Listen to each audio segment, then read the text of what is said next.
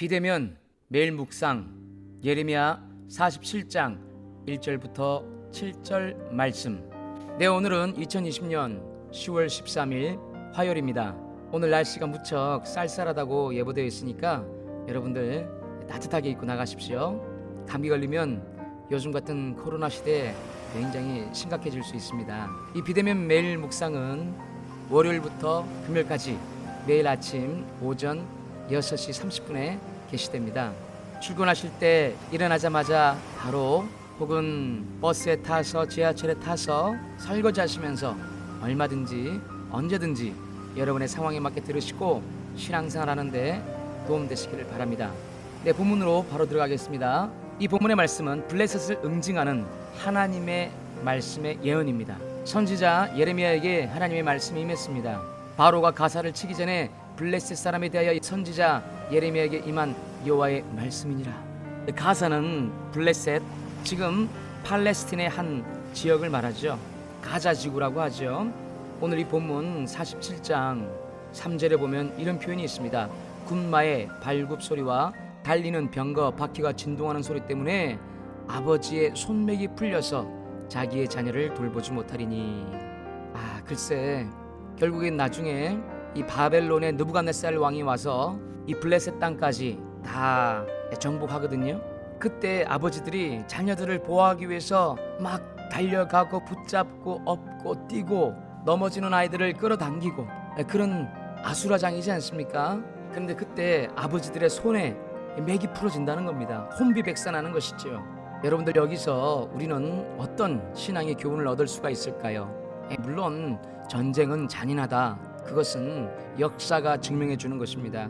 그런데 우리는 신앙인이지 않습니까? 여기서 어떤 신앙적 원리, 교훈, 하나님은 어떤 분이냐라는 겁니다. 우리 하나님은 역사를 주관하시는 하나님이시지요. 결국 하나님의 예언대로 BC 600년경에 이 블레셋 사람들은 느부갓네살 왕의 침략에 의해서 다 멸망하게 됩니다.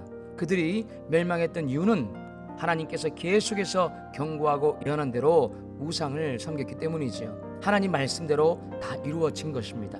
하나님께서 그 고대 중동 땅의 질서를 재편하시는데 그 재편하시는 도구로 느부갓네살 왕을 사용한 것이죠. 느부갓네살 왕이 그다지 신앙적으로 훌륭해서 하나님이 쓰신 것은 아닙니다. 여러 가지 이유가 있겠죠. 다만 지금 말할 수 있는 것은 하나님께서 분명히 역사를 주관하고 계시다는 겁니다. 그러므로 이 역사 속에서 일어났던 일들, 나라가 생기고 나라가 없어지는 일들, 그리고 그 나라의 흥왕성쇠에 대한 하나님의 말씀, 곧 성경의 예언들이 일치한다는 것이죠. 블레셋이 없어지는 것, 애굽이 갈그미스 전투에서 없어지는 것, 바벨론이 다시 생겨서 흥왕하게 되는 것, 이 모든 것들이요 성경에 그대로 예언되어 있고 실제 우리 인류 역사 속에서 성취되고 이루어졌다는 겁니다. 세계사만 보면은 그것을 알 수가 없죠. 그러나 놀랍게도 성경을 보면 그게 일치한다는 것이죠. 그러므로 여러분들, 우리는 하나님이 어떠신 분이냐, 역사를 주관하시는 분임을 반드시 믿고 깨달아야 됩니다. 역사, 영어로 히스토리아 그러죠. 히스토리. 이걸 조금 떼어서 히즈 스토리라 그러지 않습니까? 역사는 보이지 않는 하나님의 손이 이끄시는 얘기인 거죠. 그러므로 여러분들, 우리가 살아가면서 너무 작은 것들을 보면 이게 무슨 하나님 뜻이야, 이렇게 회의감이 들 때가 있지요.